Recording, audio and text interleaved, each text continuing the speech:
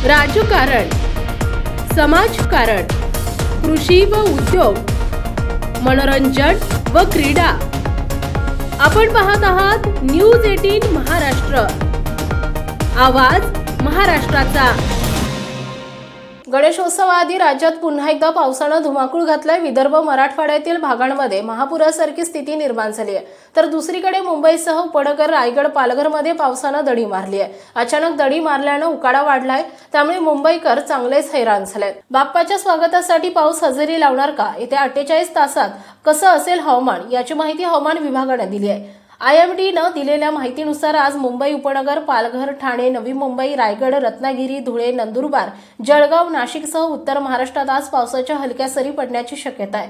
मागच्या 2 दिवसांपासून ढगफुटी सदृश्य पाऊस पडल्यानंतर आज उद्या राज्यातील अनेक जिल्ह्यांमध्ये पाऊस विश्रांती घेईल असा अंदाज हवामान विभागानं वर्तवलाय। त्यामुळे ज्या भागांमध्ये पूर आलाय तिथलं पाणी ओसरण्यास मदत होऊ शकते। विदर्भातील जिल्ह्यांमध्ये तुरळक ठिकाणी विजांच्या कडकडाटासह वादळ, सोसाट्याचा वारा आणि मुसळधार पाऊस पडण्याची शक्यता आहे। अकोला, अमरावती, भंडारा, बुलढाणा, चंद्रपूरसह विदर्भात आज पुन्हा एकदा येलो अलर्ट जारी करण्यात आलाय।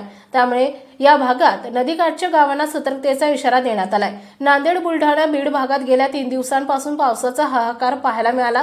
पुलांवरून पाणी गेलं, रस्त्यांना नदीचं रूप आलं, तर अनेक गावांमध्ये पाणी शिरल्यानं लोकांना छतावर राहण्याची वेळ आली आहे। या जिल्ह्यातील काही गावांमध्ये जनजीवन विस्कळीत झालंय।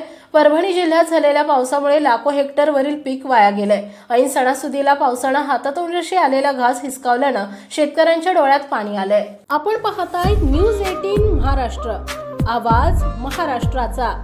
उत्तर महाराष्ट्रासह महाराष्ट्रातील बातम्या मिळवण्यासाठी आमच्या न्यूज 18 महाराष्ट्र या न्यूज चॅनलला सबस्क्राइब करा आणि बेल आयकॉन दाबा।